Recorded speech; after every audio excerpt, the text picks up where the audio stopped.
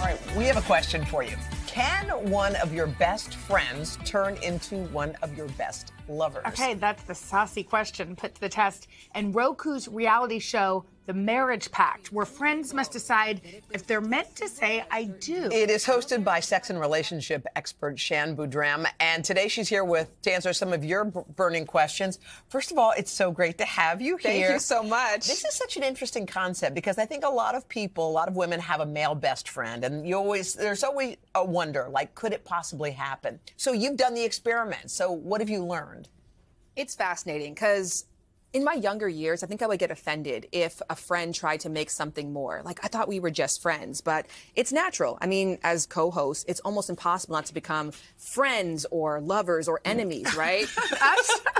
Did you say as co-hosts? As co-hosts, the two of us. All right, we're not continue. enemies or lovers, but we are friends. You are friends. Yeah. When you work so intimately with somebody and you spend time with them, it's the natural for the relationship to deepen in some capacity. Yeah. So the marriage pact is people who are saying, okay, we have this great thing here. Could it be more? Yeah, and it did for a couple. For a couple. Yes. For a couple so two couples. of them got married and 4 of them didn't. Yeah. So Did they remain friends? no, right? Yeah, so when we 'cause talked about the range of yeah. enemies to lovers to friends to coworkers, the relationship definitely changes, sometimes for the better, always for the better, but not always how they hoped for. Oh, that's Okay, that's interesting. super interesting. So can we talk about sex? Yes! I was waiting for it. Let's do it. You like how I said that? Wow, that came out. Yeah. Okay, so some couples may find themselves in a rut.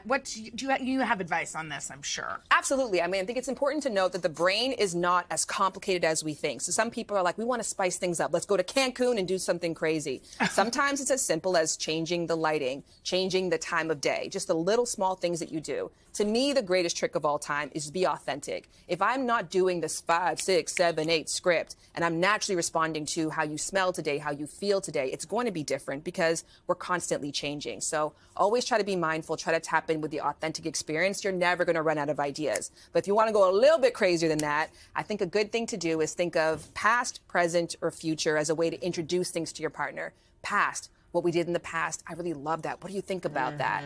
You know, present, here's what I'm really feeling today. How are you feeling? And then future, I like to use the trick of like, I had a dream. So something we haven't done. I had this dream about us. Ooh, that's good. Right? That's a good one. I had a dream. Yeah. I had a dream, even if you didn't have a dream, You it could could just come make true. it up. Yeah. Make up your, yeah. So what if your partner is kind of a guy who likes things routine? Like that's just the way he is, and you married him and you know that, and that's how he is. How can you get someone like that to try to change? You find the routine, and then you take a little step outside. Okay. Yeah. Not a big cha-cha-cha. Don't do something so Right. You take a little step outside, and Yeah. then let them feel the positivity of that. So talk about, oh my God, that was amazing. You have to give them incentive to want to try new things. Right. Let's talk about consistency. Yeah. Okay, let's do it. Yeah. How important is that for And how long-term often? couples? Yeah. That they stay, and how often?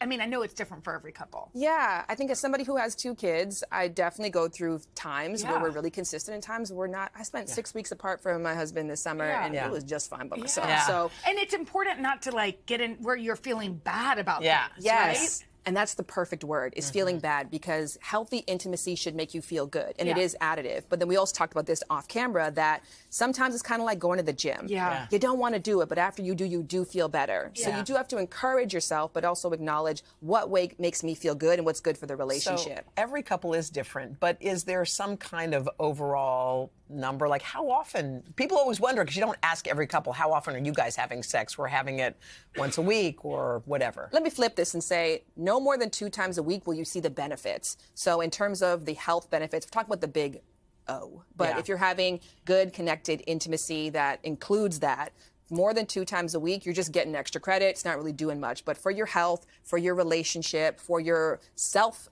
relationship, 2 times a week is probably a good time to. Yeah. 2 times a week. 2 times a week. But if you do less, that's okay. 2 is. Yeah, I think like not making yourself. 2 is Okay. 2 is good. All right, let's talk about.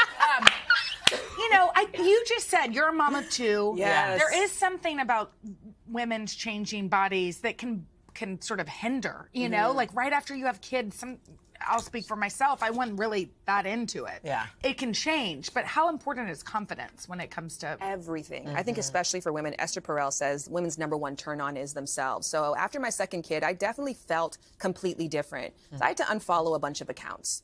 and refollow people who I felt represented the way that I saw myself sensually, because it was very different pre-kids to post-kids, and I had to see that reflected. I'd see women who did what I did, show themselves in a sensual way, so I could say, okay, I can do that. Well, often when you have children, your priorities obviously shift completely. And they should. And they should. But how do you make sure that your relationship still stays paramount? Because without that, you know, the rest of the foundation kind of crumbles.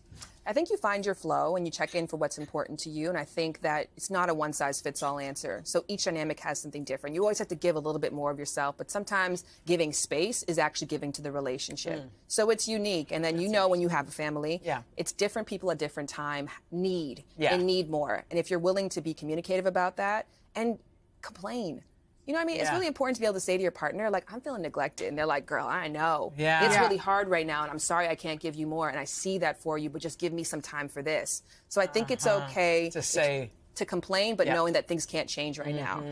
Speaking of Esther Perel, a lot of people call you the new Esther Perel. Who said that? Me. Jen, you're lying. Me? I said that this morning in the makeup room. Because it is, you know, you have really started talking about this. You're in an open marriage, right? Yes, I am. Yes. What is that dynamic like? We started out that way. At the time I met my partner, we kind of like a marriage pact. We were just friends, and we got into a different kind of relationship, and it just worked for us.